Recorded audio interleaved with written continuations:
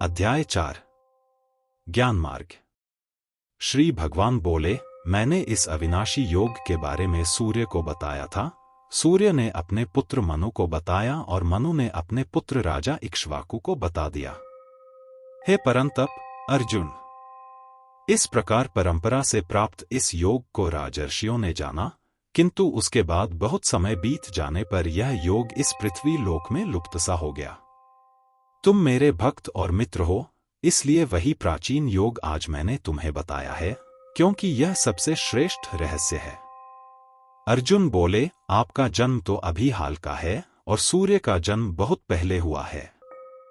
इसलिए मैं इस बात को कैसे समझ सकता हूं कि आपने ही पहले सूर्य को यह योग बताया था।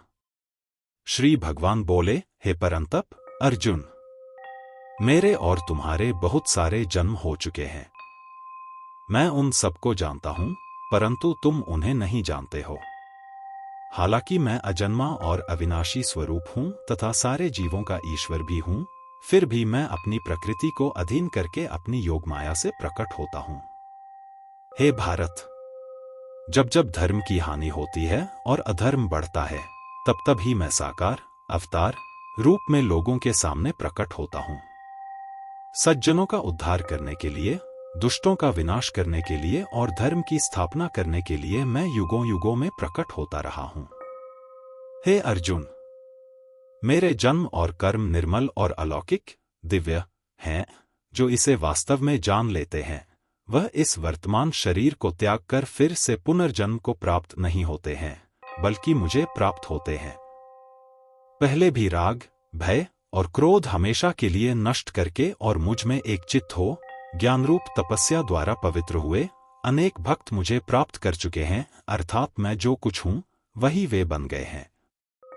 हे अर्जुन, जो मनुष्य जिस प्रकार मेरे पास आते हैं, मैं भी उनको उसी प्रकार अपनाता हूं, क्योंकि सभी मनुष्य सभी प्रकार से मेरे ही मार्ग का अनुसरण करते हैं।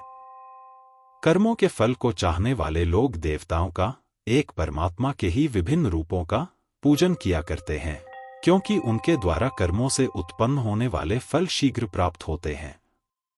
ब्राह्मण, क्षत्रिय, वैश्य और शूद्र, यह 4 प्रकार के वर्णों का समूह गुण और कर्मों के विभाजन के अनुसार मेरे द्वारा बनाए गए हैं। उसका कर्ता होने पर भी तुम मुझ अविनाशी को वास्तव में अकर्ता ही समझो। मैं कर्मों में लिप्त नहीं होता हूं, क्योंकि मेरी फल की इच्छा नहीं है। इस प्रकार जो मुझे तत्व से जान लेते हैं, वह भी कभी कर्मों के बंधन में नहीं बंधते हैं।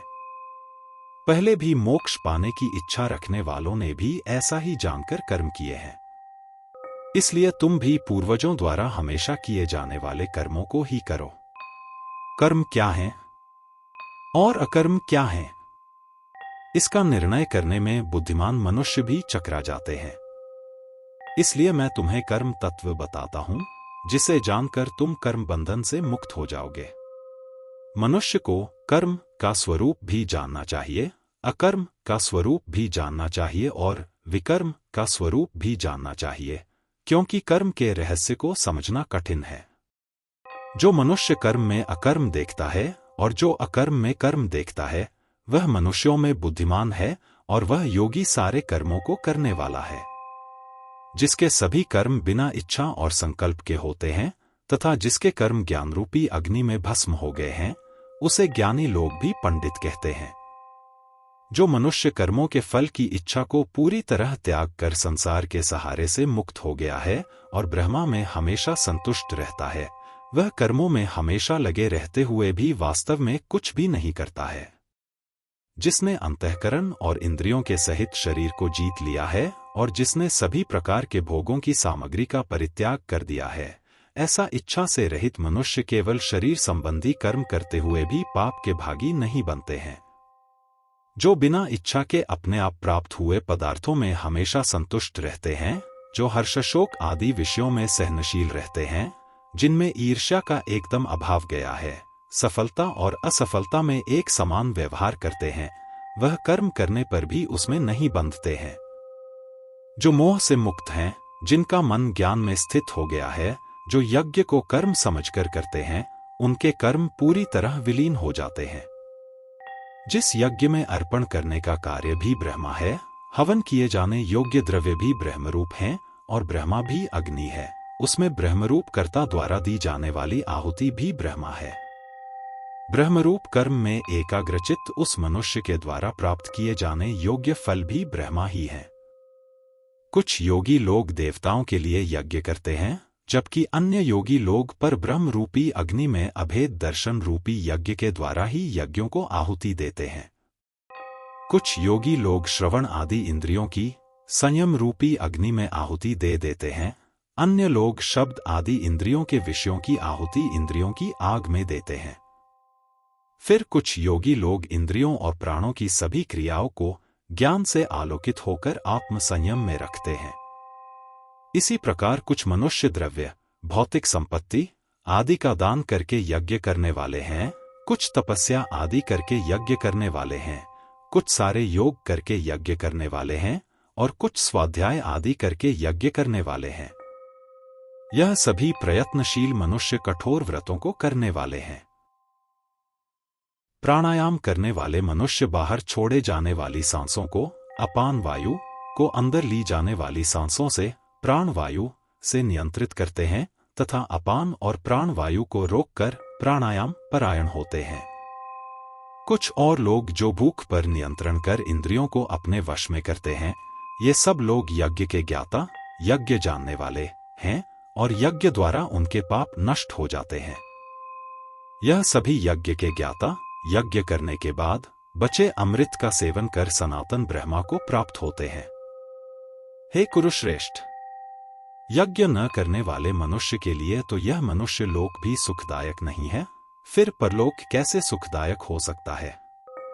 इसी प्रकार और भी बहुत तरह के यज्ञ वेद द्वारा विस्तार से बताए गए हैं।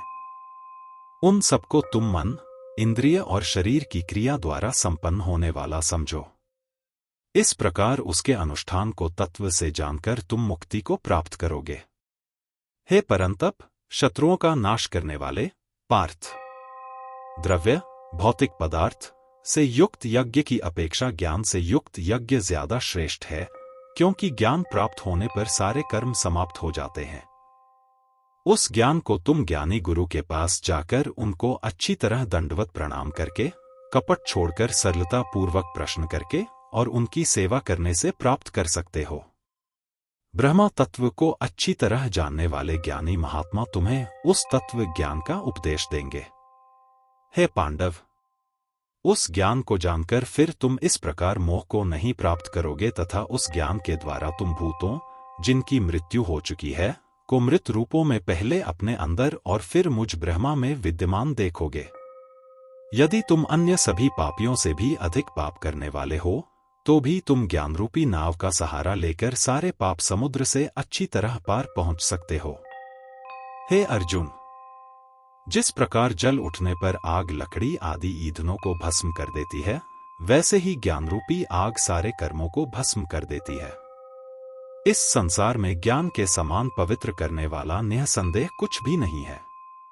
उस ज्ञान को समय आने पर कर्मयोग के द्वारा शुद्ध अंतःकरण हुए मनुष्य स्वयं ही अपने अंदर प्राप्त कर लेते हैं। जो श्रद्धावान हैं, जो युक्ति में निपुण हैं, जिन्होंने इंद्रियों को जीत लिया है, वह ज्ञान को प्राप्त करते हैं तथा ज्ञान को प्राप्त करके शीघ्र ही परम शांति को प्राप्त करते हैं। परंतु अज्ञानी और श्रद्धा से रहित संदेह से युक्त मनुष्य विनाश को प्राप्त होता है। ऐसे संदेह से युक्त मनुष्य के लिए न यह लोक है, न परलोक है और न ही उसे सुख ही प्राप्त होते हैं। हे धनंजय, जिसने निष्काम कर्मयोग के द्वारा संन्यास विधि से कर्मों के फल का त्याग किया है, ज्ञान के द्वारा संदेह को खत्म किया है और ऐसे वश में किए हुए अंतःकरण वाले मनुष्य को हम कर्म नहीं बांधते हैं। इसलिए हे भारत, तुम अपने हृदय में स्थित इस अज्ञान से पैदा हुए संदेह को ज्ञानरूपी तलवार द्वारा भेद कर निष्काम कर्मयोग का सहारा लेकर युद्ध के लिए खड़े हो जाओ।